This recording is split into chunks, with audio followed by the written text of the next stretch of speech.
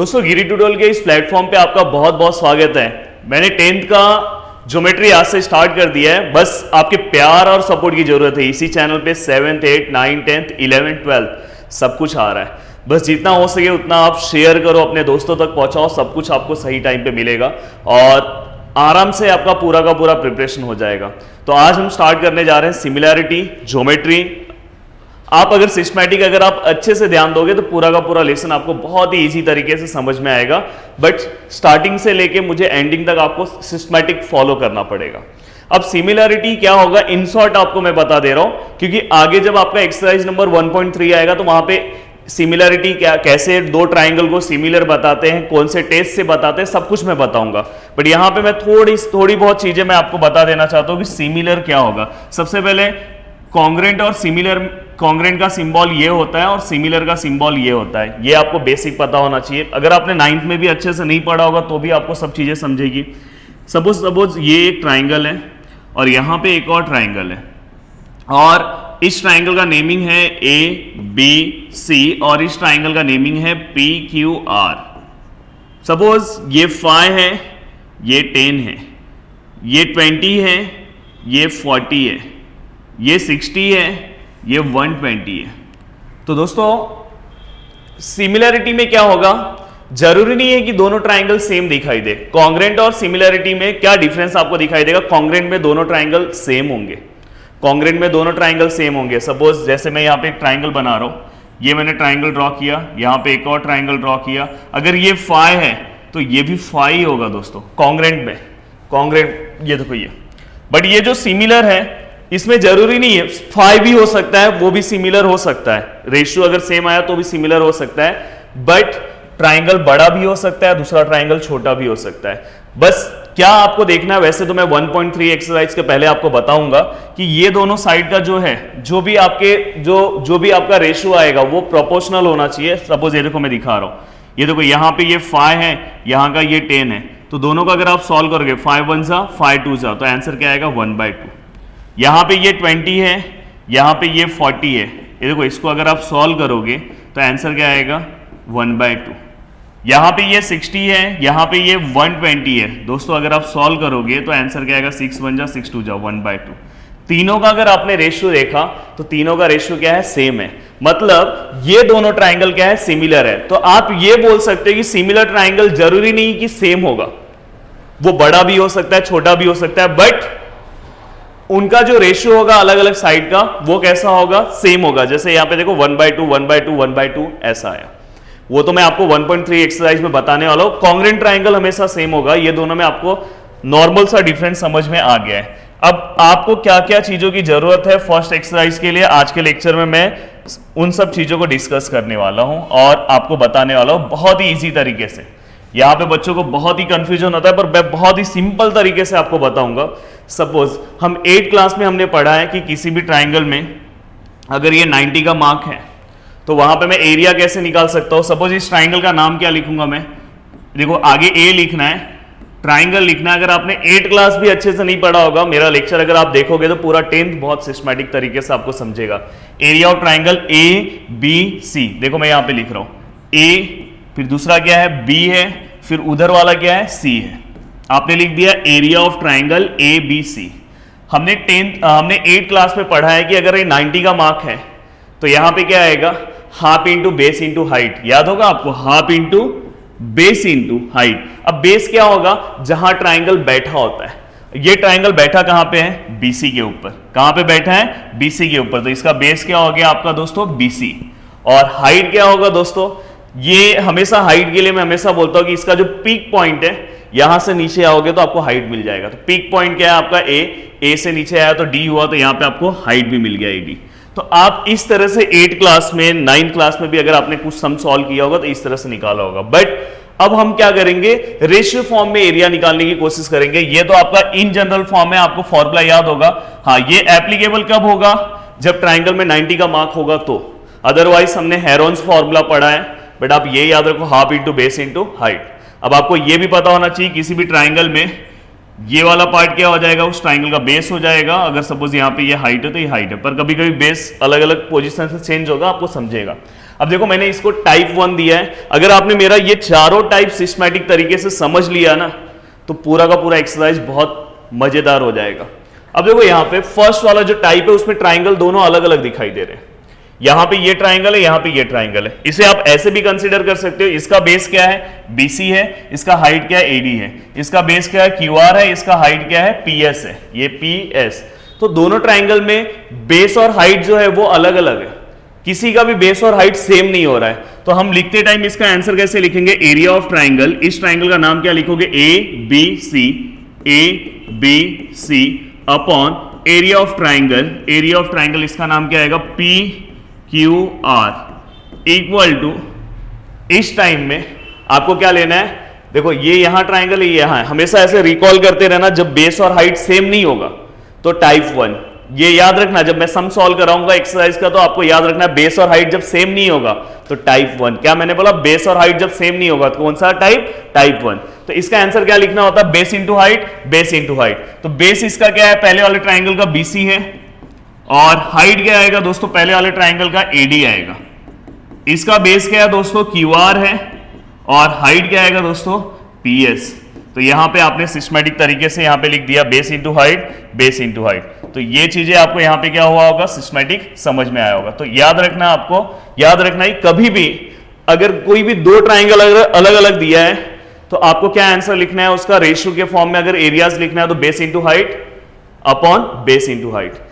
अब इसके लिए रीजन क्या देना है, अगर आपने ऐसा दो ट्राइंगल दिया, आपने ऐसा लिख दिया तो आपको पूरे मार्क्स थोड़ी ना मिलेंगे, आपको रीजन देना पड़ेगा। तो दोस्तों मैंने नीचे रीजन लिखा है, बट वो रीजन पूरा का पूरा मैं आपको याद करवा दे रहा हूं। देखो यहां पे इसे क्या बोलोगे, ये जो लाइन है इसे रेशियो बोलो, ratio of areas of two triangle. यहां पे कितने ट्राइंगल्स हैं, two triangles, is equal to ratio of product of, multiplication को बोलने का, प्रोडक्ट ऑफ their bases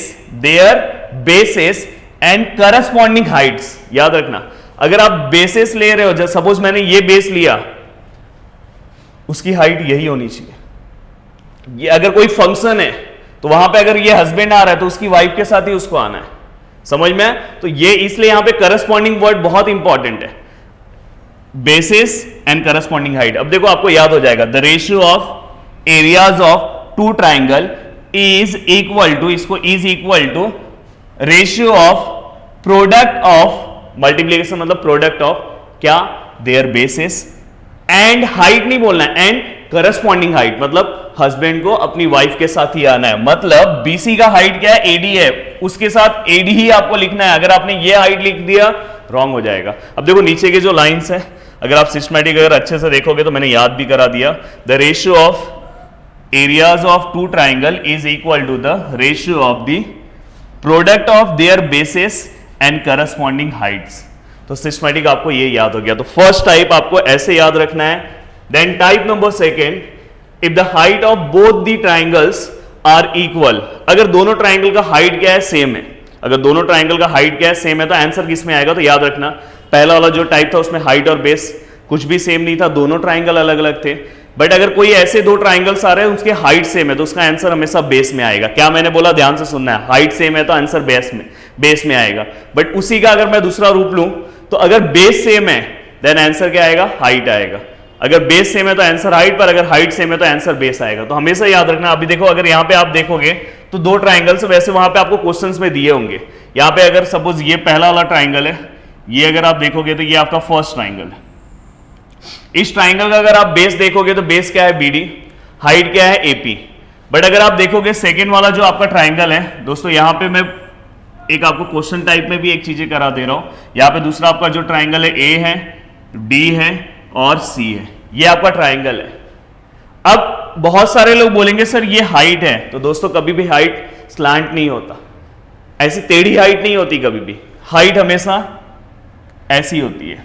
हम हमेशा किसी भी चीजों का अगर मुझे हाइट करना है तो उसके पीक पॉइंट से सीधा डिस्टेंस लूंगा। तो ये वाला पार्ट दोस्तों इसका हाइट है। तो अगर आप देखोगे तो ये जो ट्राइंगल है, अगर आप देखोगे, ये देखो ये जो ट्राइंगल है, ये देखो ये जो ट्राइंगल है, तो इसके पीक से कौन सा है, इसका भी हाइट यही है, दिखाई दिया आपको। तो दोनों ट्राइंगल का हाइट क्या है, सेम है। अगर इस तरह से कभी भी डायग्राम आया तो इसका हाइट हमेशा यहां ही पे रहेगा। तो इसका हाइट ये है और इस वाले ट्राइंगल का भी हाइट ये है। अब ट्राइंगल में हाइट इक्वल है, ये टाइप 2 याद रखना। अगर हाइट इक्वल है तो उसका आंसर किस में आएगा, उसका आंसर किस में आएगा, बेस में आएगा। किस में आएगा दोस्तों, बेस में। अब देखो मैं कैसे लिख रहा हूं, area of triangle, area of triangle, पहले वाले ट्राइंगल का नाम क्या है, ए बी डी। क्या नाम है, ए बी डी। और दूसरा ट्राइंगल का नाम क्या है, area of triangle, A D C. क्या नाम है, ए डी सी। मैंने क्या बोला, ट्राइंगल में क्या सेम है, हाइट सेम है। आंसर किस में आएगा, बेस में। फर्स्ट ट्राइंगल का बेस क्या है दोस्तों, बी डी। फर्स्ट ट्राइंगल का बेस क्या आएगा, बी डी। और सेकेंड वाले ट्राइंगल का बेस क्या आएगा दोस्तों, डी सी। हो गया यहां पे ये हमारा क्वेश्चन क्या हो गया, कंप्लीट हो गया। तो कभी भी याद रखना, अगर इस टाइप में अगर डायग्राम दिखाई दिया बोर्ड एग्जाम में तो आपको आंसर किस में लिखना है, बेस में लिखना है। किस में लिखना है, बेस में। देन उसके बाद नेक्स्ट है, अगर यहां पे टाइप 3 अगर आप देखोगे, if the basis of both the triangle are equal, अगर दोनों ट्राइंगल के बेस सेम है, आप कैसे पता चलेगा, देखो मैं दिखा रहा हूं। देखो आपको एक बड़ा वाला ट्राइंगल दिख रहा होगा, एक छोटा वाला ट्राइंगल दिख रहा है। फर्स्ट वाले अगर बड़े वाले ट्राइंगल में अगर आप देखोगे तो हाइट क्या है, पीक पे चले जाओ, हाइट क्या है आपका, सी डी। बेस क्या है, बड़े वाले ट्राइंगल में बेस क्या है, ए बी है। सेकेंड वाले ट्राइंगल में अगर आप देखोगे हाइट, ये सेकेंड ट्राइंगल ये है, तो हाइट क्या है, पी क्यू है, पर बेस क्या है, ए बी है। तो दोस्तों बेस इस बार क्या हो रहा है, दोनों में सेम आ रहा है। दोनों ट्राइंगल में बेस क्या आ रहा है, सेम आ रहा है। तो जब बेस सेम आएगा तो आंसर किस में आएगा, बेस सेम है, आंसर किस में आएगा, हाइट में। तो यहां पे हम कैसे लिखेंगे, area of triangle, area of triangle, बड़े वाले ट्राइंगल का नेमिंग क्या है दोस्तों, ए सी बी। देखो ए सी बी या तो सी ए बी भी आप लिख सकते हो, upon area of triangle, area of triangle, छोटे वाले ट्राइंगल का नाम देखो, पी ए बी। क्या है, पी ए बी। अगर मैं दोनों को ध्यान से देखूं तो दोनों ट्राइंगल में बेस सेम है। देखो ना, ए बी, बड़े वाले में भी ए बी सेम है और इसमें भी ए बी सेम है। तो आंसर किस में आएगा, हाइट में। बड़े वाले ट्राइंगल का हाइट कहां, पीक से जाओ, सी डी। एंड अगर इस ट्राइंगल का आप हाइट देखोगे तो क्या आएगा, आपका पी क्यू आएगा। क्या आएगा, पी क्यू। तो यहां पे ये भी क्वेश्चन हमारा क्या हो गया, सॉल्व हो गया। तो इस तरह से आपको चीजों को क्या करना है, याद रखना है। अगर ट्राइंगल का हाइट सेम है, सॉरी अगर बेस सेम है तो आंसर किस में आएगा, हाइट में। तो आप चाहिए तो इसे उस फॉर्म में भी लिख सकते हो या तो लिख सकते हो कि triangle having equal height, equal base. अब देखो ये लास्ट वाला मैंने डायग्राम बनाया, आई थिंक आपको सिस्टमैटिक दिख रहा है। हाँ, अगर इस टाइप के डायग्राम में थोड़ा सा ये वाला पार्ट यहां पे थोड़ा ऊपर हो गया, पर ये दोनों इक्वल होगा, मतलब यहां पे अगर ये दोनों इक्वल होगा, सपोज ऐसा आपको समझना है। इस टाइप के डायग्राम में अगर आप ध्यान से देखोगे तो ये देखो, एक ट्राइंगल मेरा ये है और दूसरा ट्राइंगल मेरा ये है। दोनों ट्राइंगल में बेस जो है, इस वाले ट्राइंगल का बेस क्या है, इस वाले ट्राइंगल का बेस क्या है, बीसी है। ये वाले ट्राइंगल का भी बेस क्या है, बीसी है। बेस सेम है। दोनों ट्राइंगल का अगर आप हाइट देखोगे तो इसका हाइट जितना है यहां से, इसका भी हाइट उतना ही होगा। थोड़ा यहां आपको डायग्राम अभी दिख रहा होगा, पर दोनों सेम है।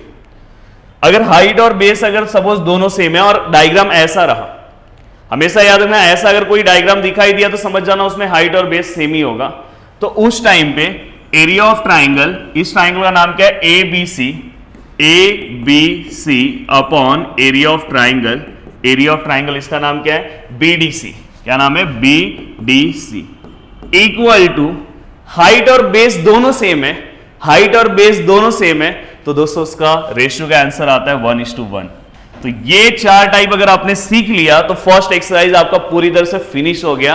अब फर्स्ट एक्सरसाइज के क्वेश्चन आप जोरदार तरीके से कर सकते हो। देखो कितना इजी बताया, हाइट और बेस सेम होगा। मैंने डायग्राम भी, ये डायग्राम याद रखना है, इस तरह से डायग्राम आया तो 1:1।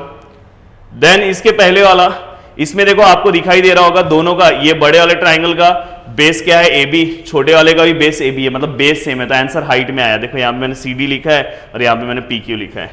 ये वाले ट्राइंगल में अगर आप देखोगे तो both the triangles having equal height, मैंने बोला ना ये वाले का भी ये हाइट है और ये वाले का भी हाइट ये है, मैंने यहाँ पे बना के भी दिया। तो आंसर किस में आएगा, बेस में, तो इसका बी डी और इसका डी सी।